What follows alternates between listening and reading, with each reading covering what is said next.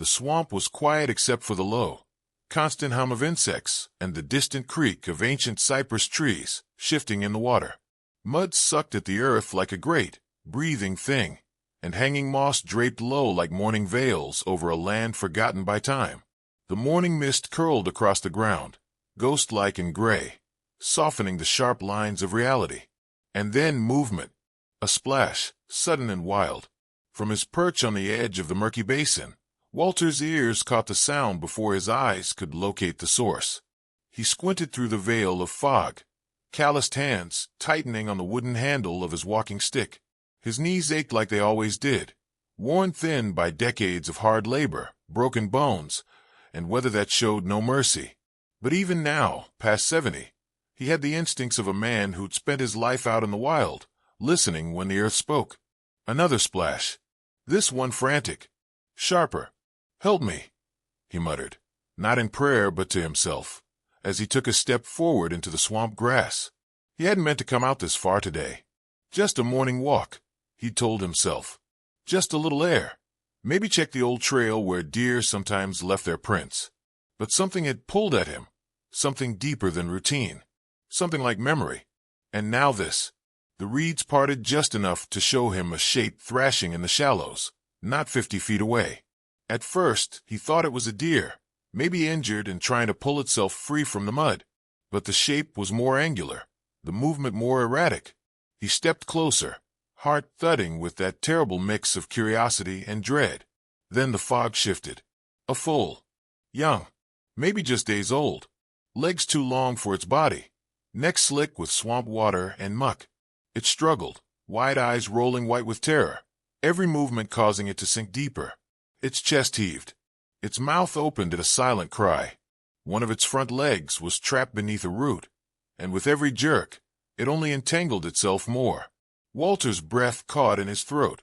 There was no sign of a mare nearby. He should have turned back, should have gone for help. But there wasn't time. The foal was fading fast, and in these swamps, predators watched from the shadows. Walter dropped his stick and tested the earth with one boot. It held. The next step didn't. He sank almost to the knee. But he pressed on, arms out, movements careful but determined. Each footfall was a gamble. One misstep, and he'd be swallowed whole, like so many others. But that wasn't what stopped him. What stopped him, what froze him in place, was the look in the foal's eyes when it turned toward him. It wasn't fear. Not anymore. It was resignation. That soft, haunting surrender animals made when they realized no one was coming. Walter had seen that look before. In the mirror, mostly. He pressed forward. By the time he reached the foal, both of them were shaking. The water had crept up past his waist, thick with rot and stinging insects. He could smell the fear in the animal's breath, could hear its heart thudding like a drum beneath its ribs. Slowly, carefully, he knelt beside it. "It's all right," he said, though his voice trembled. "You're not alone." It took all the strength he had left to wedge his fingers beneath the root pinning the foal's leg. The wood was slick, embedded deep in the swamp bed. He grunted, straining, his old muscles pulling against years of disuse. Pain flared across his back, but he kept pushing. A crack. The root gave way suddenly, sending both man and horse into the water. The foal thrashed once, violently, then stilled. Its leg was free, but it was too weak to stand. Walter pushed himself upright and cradled its head gently above the surface, chest heaving. "You're gonna make it, little one," he murmured. It was nearly 2 hours before they made it out. Walter carried the foal across the shallowest path he could find, every step a slow march through quicksand and shadow. He collapsed just past the tree line, his shirt soaked and torn, his hands bleeding from the effort. The foal lay beside him, its tiny chest rising and falling with soft, uneven breaths. He hadn't held anything that fragile in years. The cabin wasn't far. An old hunting place turned home. The windows were cracked, the porch leaned to one side, and the chimney hadn't smoked in weeks. He hadn't had visitors since before winter, not since Anna passed. But it was shelter. By the time he got the foal to the barn, what was left of it anyway, the sky had turned a pale, tired blue. He laid the creature in a nest of old hay and covered it with a tattered horse blanket, whispering soft words that surprised even him. He named it River. River didn't stand for 2 days. Walter stayed close, rationing the last of his oats and warming milk over the dying stove. He didn't sleep much. Every few hours, he'd check on the foal, adjusting the blanket, cleaning its wounds. He hadn't cared for anything in so long that the instinct came back like breath after drowning. Something about River reminded him of another time. Another horse. Ghost stirred in the quiet. On the third morning, Walter awoke to the sound of movement. River was standing, wobbly-legged and trembling, but standing. The sight struck him like a blow to the chest.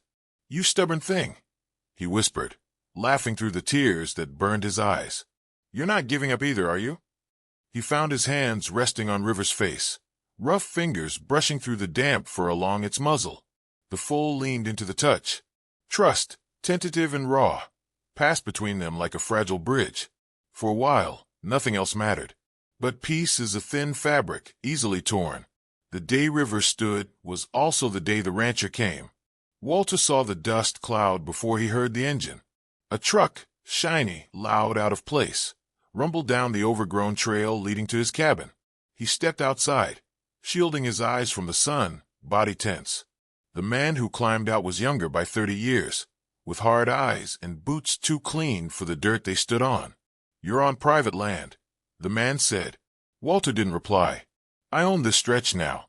Bought it up last year after the logging rights expired. You must be Walter, yeah?" Walter nodded once.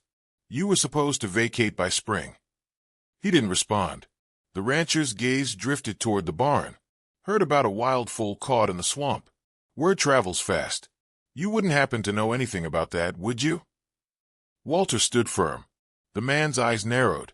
"You can't keep it. Wild Mustangs fall under federal protection. That foal belongs to the state. And even if it didn't, it's still mine now.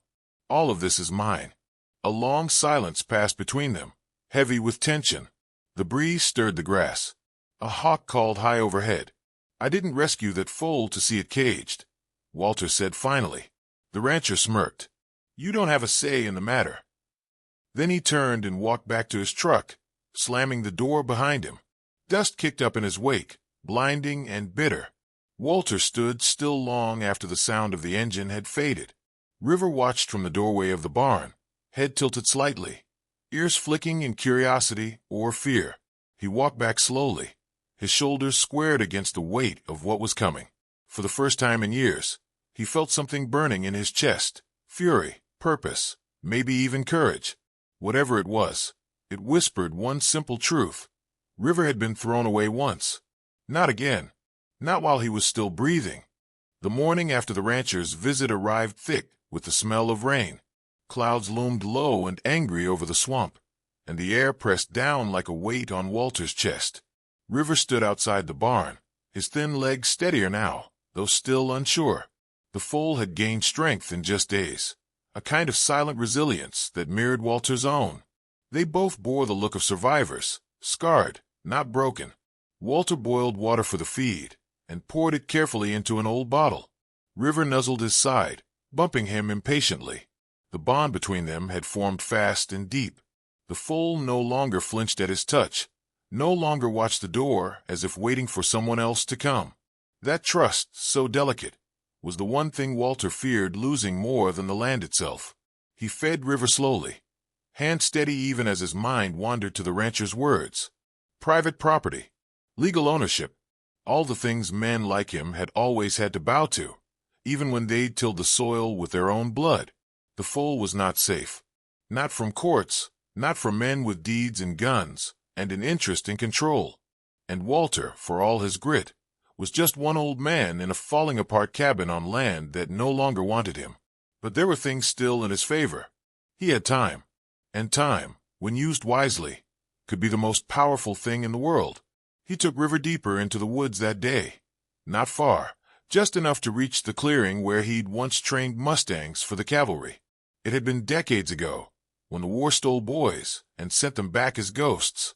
Walter hadn't served in a uniform, but he'd served all the same, teaching horses to trust the men who would ride them into hell.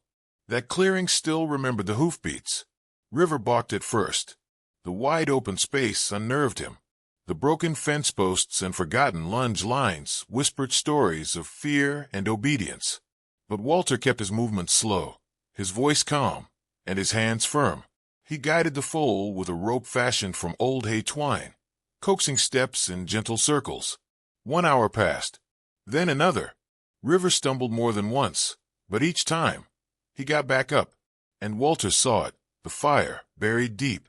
"This isn't just about surviving," he whispered. "It's about proving you belong." River shook his mane and let out a soft snort, as if he understood. By the third day, River moved through the clearing with a rhythm.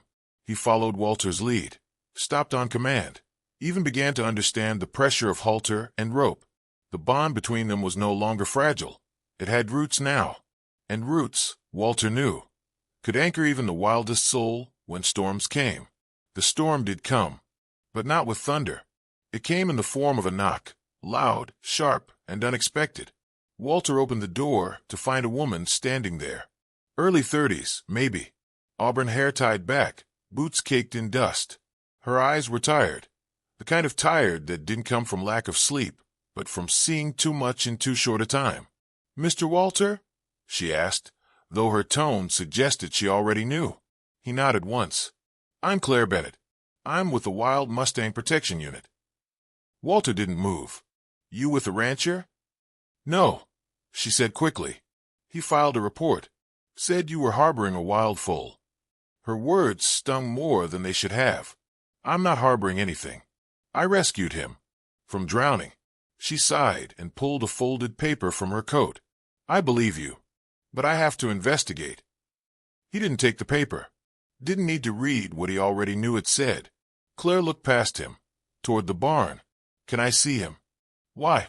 Walter asked. "I need to know if he's healthy, if he's fit to be returned." "Returned to what?" he snapped.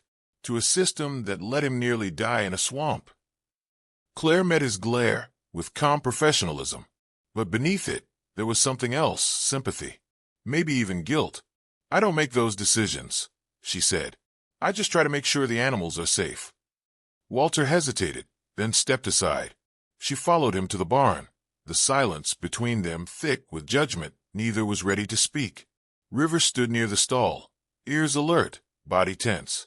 When he saw Walter, he relaxed slightly. When he saw Claire, he backed up a step. She knelt carefully, giving River time to inspect her hand.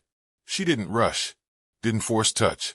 After a moment, the foal reached forward and sniffed her fingers. "You've done good work," she murmured. "He shouldn't be alive, not after what he went through."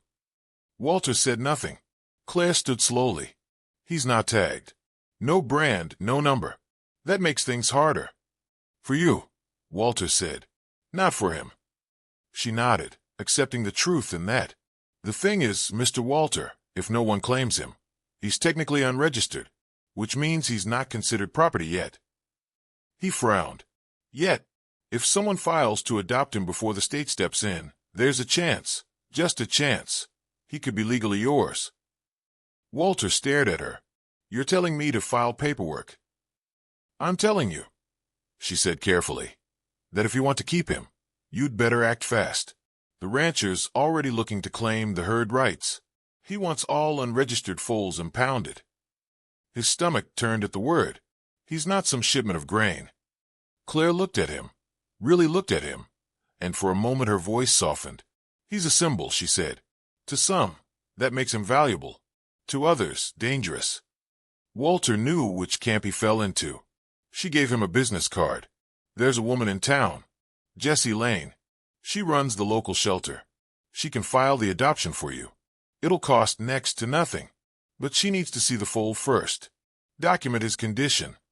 He took the card slowly. Claire looked toward the trees. "You've got maybe a week before that man comes back with a badge instead of a claim." Walter swallowed hard. After she left, he sat with River in the barn, the card still in his hand. His world had grown small these past years. Purpose had narrowed to memory and habit. He hadn't stepped into town in over 6 months. But now, for the sake of something fragile and fierce, he might have to return. The next morning, he hitched the wagon. River resisted the rope, balked at the harness, but Walter was patient. They traveled slow, the two of them, man and foal, through backwoods and gravel paths, the sun rising behind them like a silent promise. The town hadn't changed much. Peeling paint, sagging roofs, windows full of dust and small hope. Walter tied the wagon outside the shelter, River blinking at the unfamiliar smells. Jessie Lane turned out to be a sharp-eyed woman in denim and boots, hair streaked with gray, clipboard in hand. She gave River a thorough look, murmured soothing words, and glanced at Walter with guarded interest. "He trusts you," she said. "That matters. Can I keep him?" She exhaled. "Legally, it's possible, but you'll have to fight for it." Walter squared his jaw. "Then I'll fight." As they left the shelter, Jessie called after him. "You'll need more than grit, old man. You'll need witnesses, proof, maybe even a lawyer." Walter paused at the wagon. "I've got all three." River nudged his side, and Walter smiled, bitter but proud. As they rode home, clouds gathered again overhead, darker than before. The wind picked up, and in it, Walter heard the whisper of hooves, ancient, wild, unbroken. The storm hadn't passed. It had just begun. The wind tore through the valley, like a warning. Walter felt it in his bones as he sat on the porch with River at his feet. The foal had grown stronger in the weeks since his rescue, sleek muscles replacing the hollowness. His coat no longer dull with neglect. But strength alone wouldn't protect him from what was coming. The letter had arrived that morning, dropped by a passing courier, without a word. It bore the county seal, and its message had been simple. A hearing would be held in 3 days. The rancher, Everett Shaw, had filed a legal claim to all wild foals found within a designated radius of his leased land. He accused Walter of unlawful possession of protected wildlife. Walter had sat for a long time after reading it, the paper limp in his hand. He wasn't afraid of courtrooms. He'd once stood in one to fight for a daughter long gone. But what made his chest heavy now was the knowledge that men like Shaw didn't come for truth. They came for control, for appearance, for the power to say, "That's mine," even when it wasn't. River whinnied and nudged him, sensing his mood. Walter reached down and scratched the spot just behind his ears. "They don't know what you are," he murmured. "They think they can put you in a pen and slap a name on you." He thought again of Claire Bennett and her quiet urgency. She hadn't returned since that day, but she'd sent an email with contact details for a public advocate and promised to testify on his behalf. It wasn't much, but it was something. Jessie Lane had also promised support. She was gathering statements from neighbors who'd seen River in Walter's care, healthy and calm. Still, the burden of proof would fall on him. That night, Walter went to the attic. Dust lay thick across everything. Old trunks, faded photos, brittle uniforms long out of fashion. He pulled out a weathered box marked Veteran Mustang Program and opened it slowly. Inside were the things he'd kept hidden from the world. Letters from cavalrymen he'd trained, photos of wild horses tamed without a whip, and one faded certificate of recognition signed by a forgotten general. He stared at it for a long time, then placed it on the table and started a new stack. Proof, not of River's past, but of his own, of the man he had been, the man he still was. When the day of the hearing came, Walter shaved for the first time in a month. He wore a clean shirt, the sleeves ironed flat, and pinned a silver horse brooch to his collar, one that Clara had given him years ago when they'd first come to the valley. "For your luck," she'd said. "You'll need it more than I will." He hitched River to the wagon, though the foal no longer needed such slow travel. It wasn't about necessity. It was about presentation. A man arriving in a dusty pickup might be overlooked, but a man who came to court with a horse by his side made a statement. The courthouse stood like a concrete scar against the mountain backdrop. Inside, fluorescent lights hummed over polished linoleum, and every footstep echoed too loudly. Walter signed in at the clerk's desk and waited in a hallway that smelled of paper and stale coffee. People stared when they saw River through the glass. Some smiled. Others frowned. A few whispered. Everett Shaw arrived 10 minutes before the hearing. He wore a pressed suit and cowboy boots polished like marble. He looked at Walter with a crooked grin. "Brought the exhibit, I see." Walter didn't answer. "You know the law's the law, old man," Shaw said, tapping the heel of his boot on the tile. "That foal's from a federally protected herd. You don't get to just pick one up like a stray cat." "He would have died," Walter said evenly. "Nature sorts its own," Shaw replied. "Always has." The judge called them in shortly after. The courtroom was small, functional, a wood-paneled relic that smelled of mildew and disuse. Walter stood at one table, Jesse beside him with a folder of witness letters. Shaw stood at the other with a lean, sharp-faced lawyer who spoke like he was billing by the word. The proceedings were dry at first. The lawyer cited statutes, codes, precedents.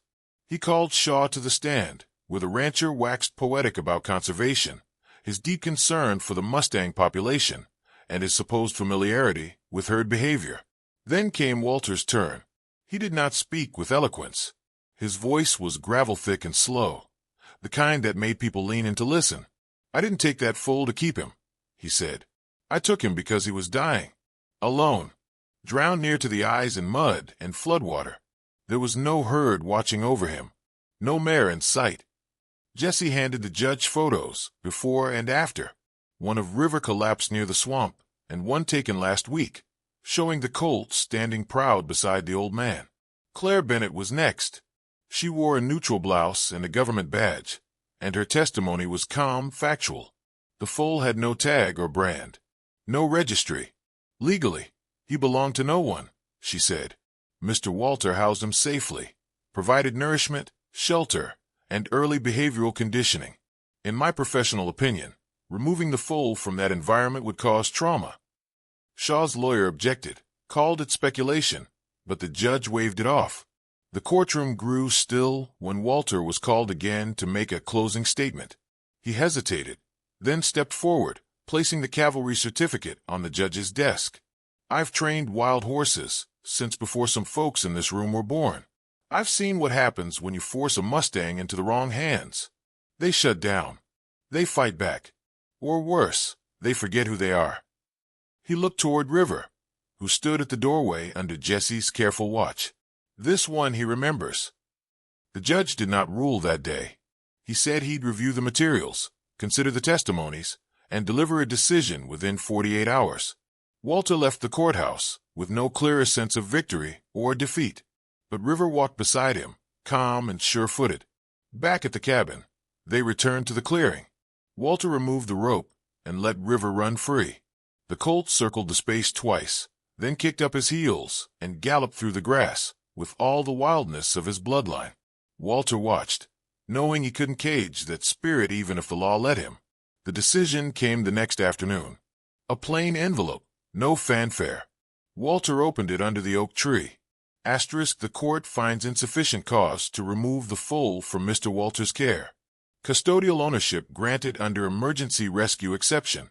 The claimant's appeal is denied. Asterisk. Walter exhaled, long and slow. River stood a few feet away, grazing lazily in the late-day sun. He didn't know what had changed, not in legal terms. But he must have sensed something, because he looked up and trotted to Walter's side. The valley breathed easier after that. Neighbors who had once watched from afar now stopped to offer help. A local boy came by with fence tools. Jesse brought over fresh grain. Even Claire returned one morning, wearing jeans and carrying apples. "There'll be others like him," she said, feeding River from her palm. "Next storm, next drought." Walter nodded. "Then we'll be ready." The foal was no longer just a rescued life. He was proof that care mattered more than claim, that sometimes survival meant being chosen, not by fate or blood, but by a hand that reached out and didn't let go. River whinnied and nudged Walter's shoulder. The sun dipped low, casting gold across the grass. Together they stood in the clearing. One old man, one young horse, and a story still unfolding.